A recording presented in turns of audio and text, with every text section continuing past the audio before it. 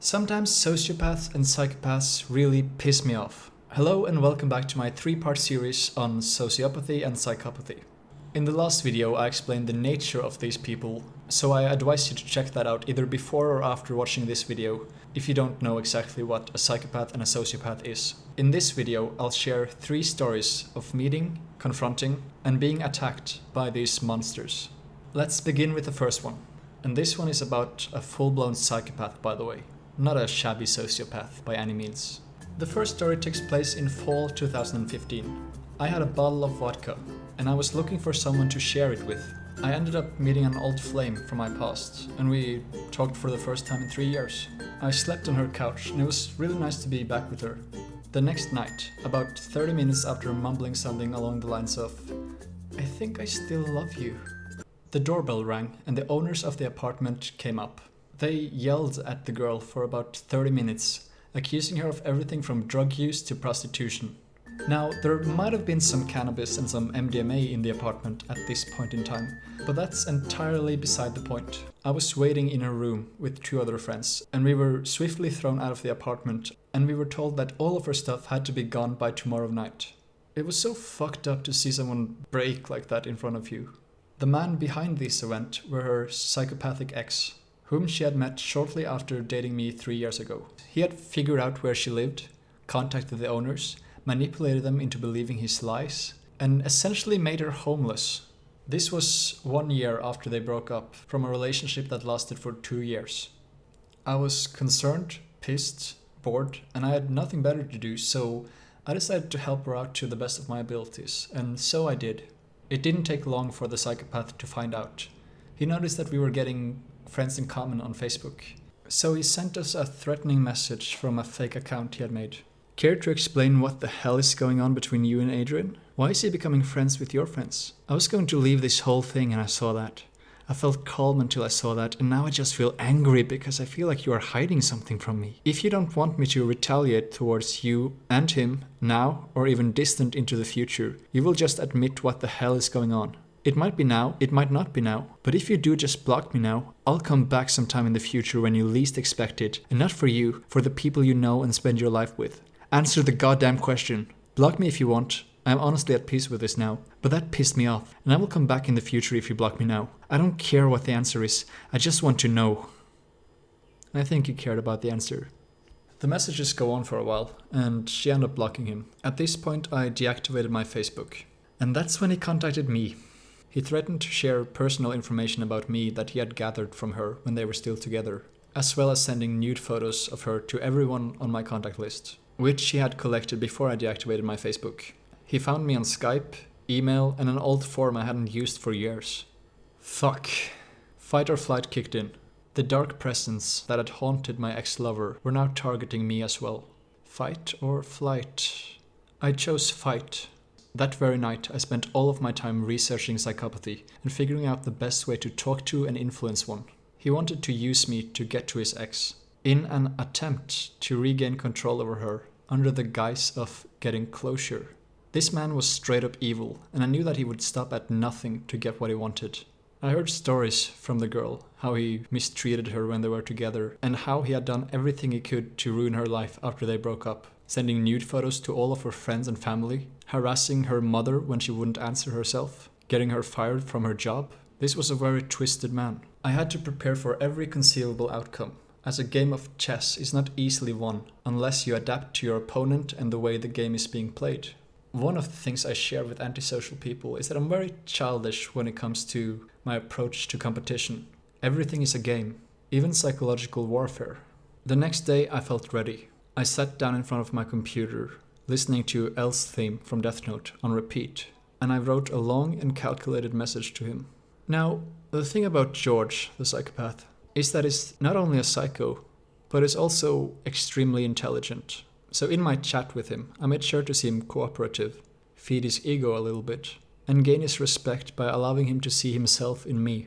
This is because they're extremely egocentric in nature and feel that everyone that's different from them is beneath them. I also established myself as a figure of authority, pointing out some of his mistakes, while also being very clear about where the line goes and what will happen if he crosses it. I made sure the consequences were crystal clear, Here's some highlights from my conversation. Hello, George. You said you wanted the truth, and I'm willing to give you that. I have nothing to hide, and I honestly believe it's the sensible thing to do in this situation. I deactivated my Facebook when your ex sent me your threats, because my fight or flight reaction told me to get the hell away. I'm sure you appreciate psychology as much as I do. I was with her the day she was thrown out of her apartment. I have also been told of other things you have said and done towards her and her network. I'm not exactly fond of you, but I don't mind talking with you in a civil matter. But don't expect me to be some consistent link between you and your ex. I'll talk when I feel like talking. Sure, you got some blackmail on me, but don't you see that I am powerful in a different way? You've been breaking some laws, George. Laws that can land you in prison. You certainly are a man with plenty of knowledge, and you are good at doing your own research. But did you know that my father is a respected judge in the Norwegian legal system? He graduated as the second best student when he studied law at the University of Oslo. That school is ranked as number 58 in the world. Your school is listed as number 64. He already knows of the threats you've given out about me, and he's not pleased. What I'm really saying here is that things might get very ugly for us both if we cross that line. If you actually send messages with private info to my friends and family, I'll go to the police about it. I might get the media involved. They sure love cases like this. And if I do, you can be certain of a few things. You will get kicked out of your prestigious university, and you will most likely get thrown in jail for multiple years. If I was you, I'd be very happy with my answer, as I could just ignore you. You seem very intelligent, yet very emotionally attached to your ex. I don't promise that I'll contact you anymore today, but I might if you speak to me in a proper manner. Let's not ignite the whole world, George. It's not worth it. So, how did he respond? Jesus, you're more mature than I imagined. How you're friends with someone like her is beyond me, since you're clearly educated and don't let your emotions make you act out. But that's none of my business. I dropped out of high school, George. Regarding the legal threats, Adrian, we're innocent until proven guilty. And I think you'll find that any illegal activity was not conducted by myself, nor at my command. Apparently people care about me enough to act out on my behalf, despite my encouragement for them to do otherwise. This can be proven by the session addressing/logging of any illegal activity, as I can assure you that none of them trace back to me, nor does any of my property contain or has previously contained any illegal material. That's a very suspicious use of language there, George. The conversations lasted for 3 days, and he would constantly try to manipulate me and push his agenda to no avail. I get so sick and tired of his bullshit that I said that I would block him. And he said something like, "Why are you running away?" And I was all like, "I'm not running, George. I'm walking. Don't you know the difference?" Conversations with antisocial people tend to get a bit dramatic, cluster B and all that. At this point in time, I suspected that I myself could be a psychopath because of my limited ability to feel emotions. But when faced with a monster like this, I realized that there's a huge difference between being cold and having a dark and twisted soul.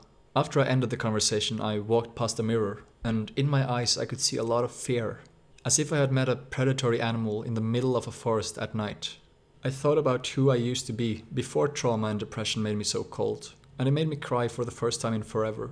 And with the tears running down my face, I regained all of my emotions and a weird sense of innocence. This would only last for about a week before I experienced something so hurtful that my body reset to its apathetic ways. I was not in an environment where I could feel something without getting overwhelmed and return to my defense mechanism. After about a month, I had completely forgotten that all of this happened.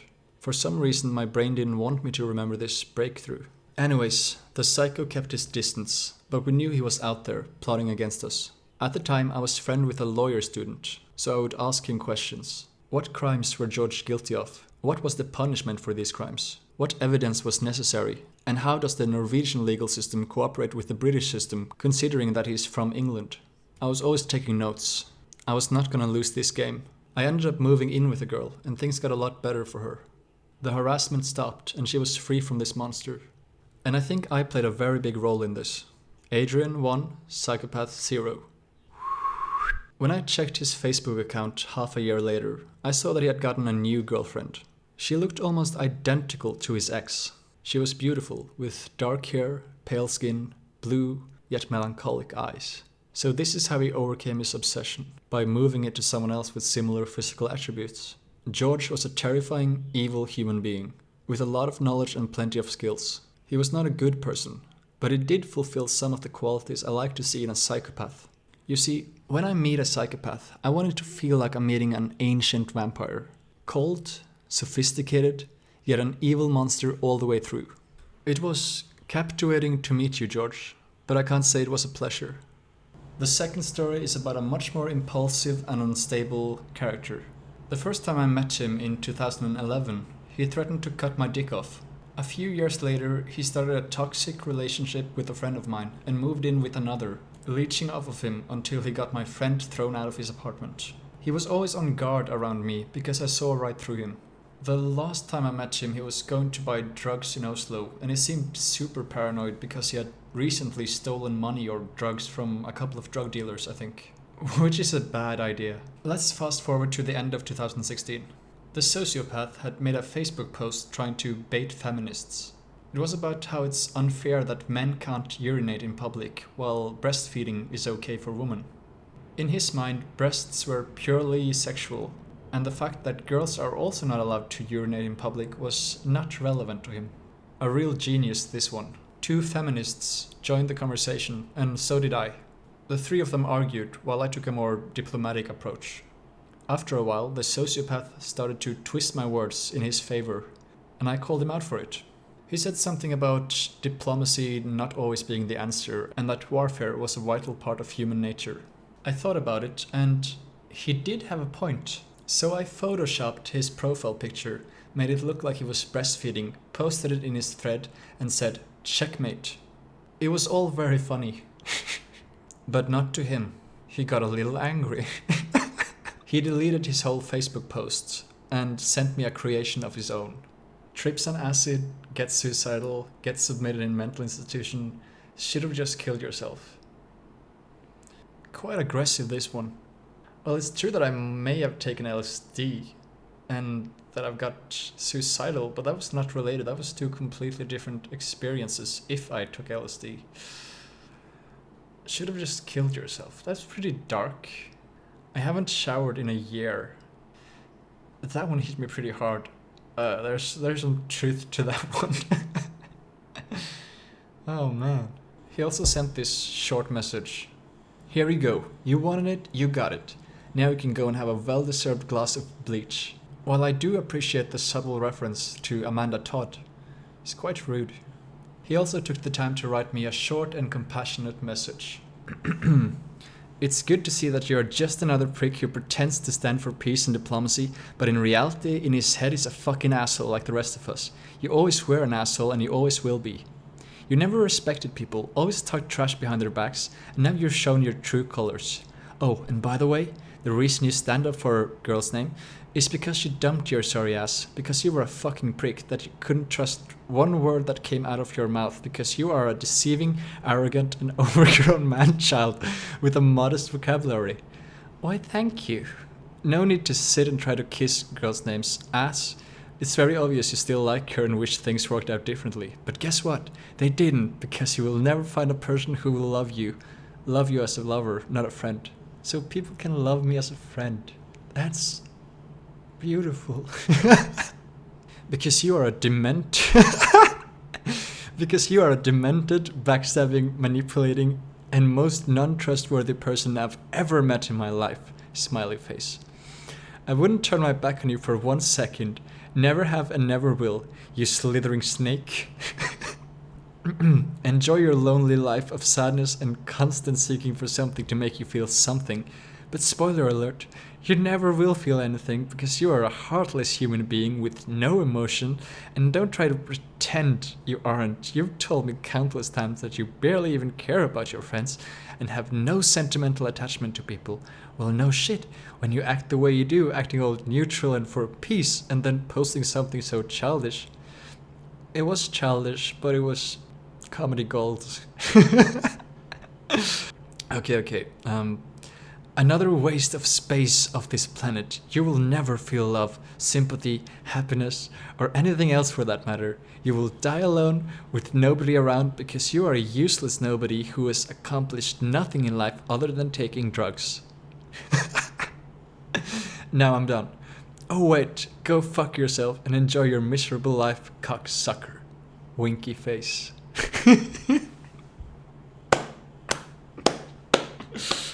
Whew. I think he got a little angry. Now, this is what you call anger issues, and sociopaths usually have a really strong sense of rage within them that can easily surface. My first reaction to this was to laugh out loud, of course. And it was at this point I realized that he was a sociopath. I hadn't really made that connection before, I just thought he was a shitty person. And although his message was meant to target me specifically, I couldn't help but notice that he was talking shit about himself the whole time, admitting to his deceit, heartlessness, and lack of accomplishments. People who hate themselves often lash out at others, criticizing that which they don't have the guts to face in themselves. I did have a small crush on the girl, like way back, and I may or may not have experimented with drugs, but neither of these were a problem to me. He, on the other hand, had a serious drug problem, and he's perhaps the only person I've met who's been able to abuse LSD. Like, how do you even do that?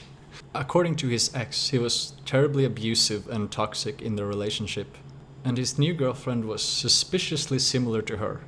The last thing I heard of him was that he committed an armed robbery or something. Suppose he's still out there, like a ticking time bomb. One day he'll explode in a fit of rage, and I'm pretty sure someone is going to end up dead that day. On the being a good human scale, I'll give him 1 out of 10. Moving on. The third and final story took place this summer, and it involves a sociopath, a machete, and me accidentally starting a fire. In other words, everything you need for a damn good story. To make it a bit more funny, let's call the sociopath in this story Dick Breath. I instantly disliked this person the first time I met him, about 7 years ago. Dick Breath was a sleazy predator, hooking up with insecure and troubled minors in the alternative/emo environment in Oslo. I would hear stories of the parties Dick Breath hosted, where groups of 14-year-old girls would get drunk and run around naked, and he was known to manipulate, cheat, and abuse people.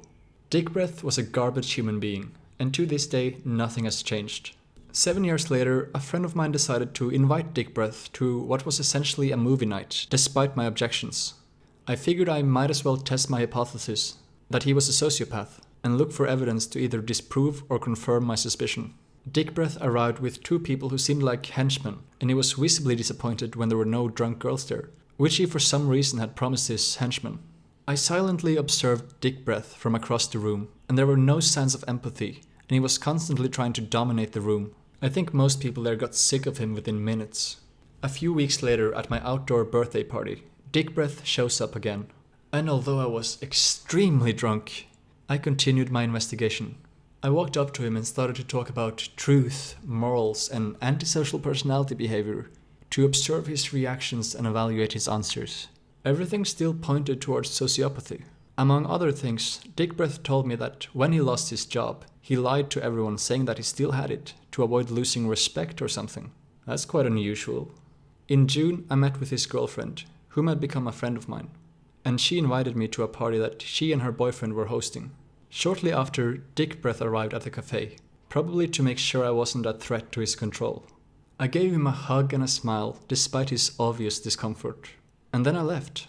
At this point in time, I knew for a fact that he had cheated on her. Let's call his girlfriend the girl from now on. Shortly before the party, I would randomly meet one of Dick Breath's henchmen, and so I asked for his thoughts on this person. Without hesitation, he used the term sociopath to describe him, and he was sick of the way he was acting. I also learned that he knew about 7 or 9 different times where Dick Breath had cheated on his girlfriend.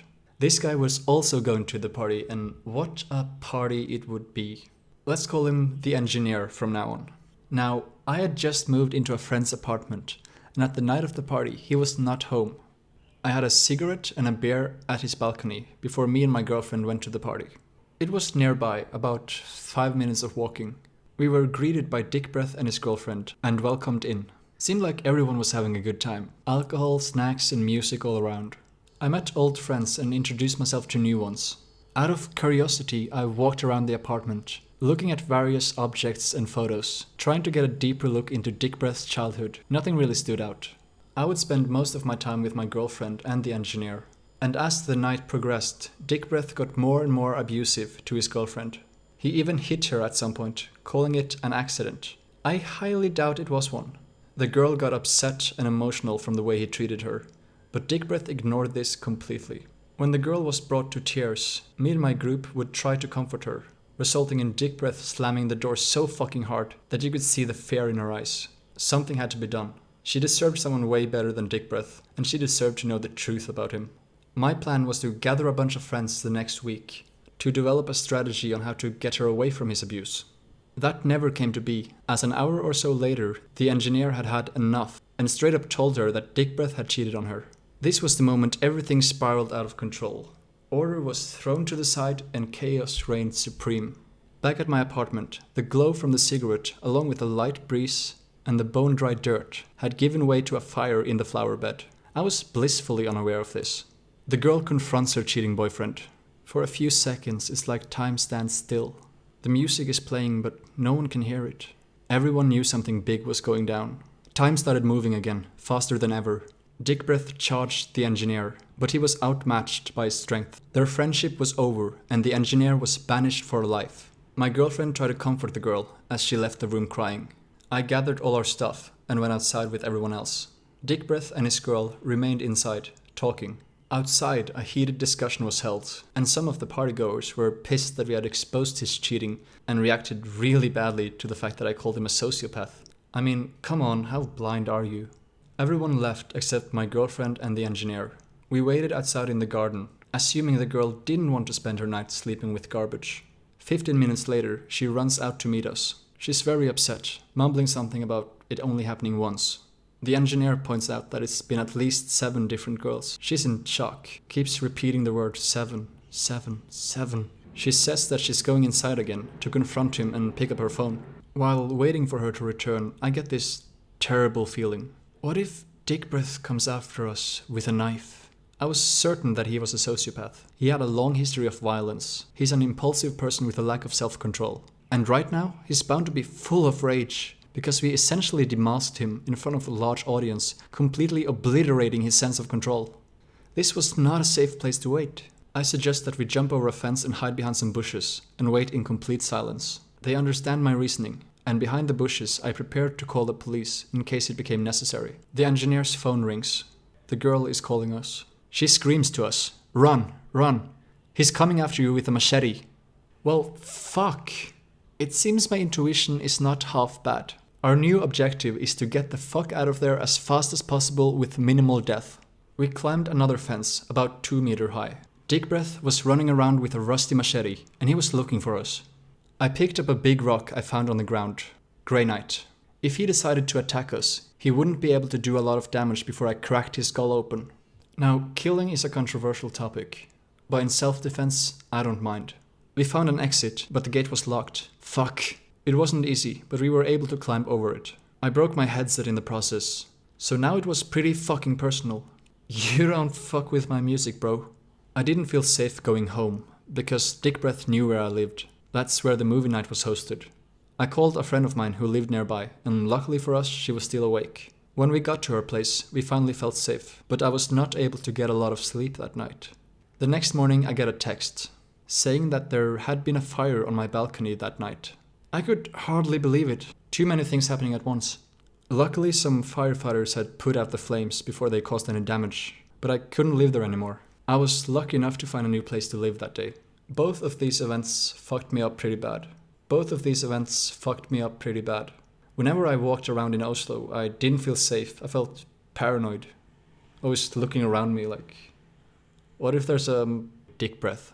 Dick Breath was in full damage control mode, trying to spin a story where the machete thing was just one big misunderstanding. He even called me one time, pushing his deceptive narrative. I asked him if fucking 7 chicks behind his girlfriend's back was a fucking misunderstanding. How about the time he cracked a glass bottle in someone's face? And the time he pushed a girl in front of a car? Was raping all of those underage girls a fucking misunderstanding? I didn't wait for an answer, I just hung up the phone. A lot of people are too blind to look past the facade of a sociopath. To this day, Dick Breath is still together with the girl, after he regained control of her. God knows why, but I really couldn't care less at this point. Anyways, there's a fair chance that Dick Breath will see this video, so here's a message to him. Dear Dick Breath, I think you're a terrible person, and I want nothing to do with you. I don't want to see you or hear from you ever again. And if you try to hurt me or someone I care about, The police will get involved faster than you can smell your own breath. If you don't bother me, I won't bother you. But please try to be a better person, as our actions has consequences, and karma is a bitch. So, those were the 3 stories. If you're still watching, that's awesome. I hope you found them fascinating. I'm really captivated by the concept of psychopaths and sociopaths, but when facing them in reality, they're mostly just a pain in the ass, comparable to grade 4 hemorrhoids. Do not Google that. The truth is that, although a lot of people are good, or at least try to be good, there are some monsters out there. I'll answer every comment in the comment section. And I'd love to hear some feedback, as I want to improve my videos. I'll see you in the next one. And in the meantime, why not check out my last video where I explain what sociopathy and psychopathy is? Or perhaps this one, the history of wigs featuring syphilis. There's some interesting stuff in that one. This has been Teacher Tornholm, and thank you for watching. Goodbye.